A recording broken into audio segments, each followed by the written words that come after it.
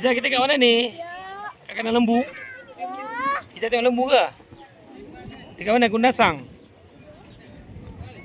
Iza, Apa? banyak ke lembu tu? Ini Nura Fiza tu, ha?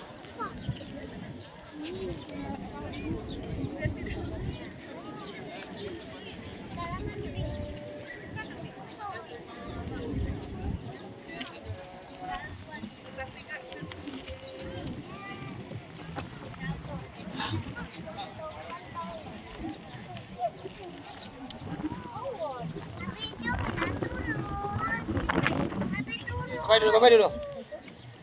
Pasal dalam lembu ni. Okey.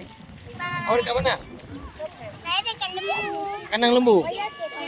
Kat mana? Kundasang? Ya. Oh, Abi boleh kata betul itu. Itu tandas lah.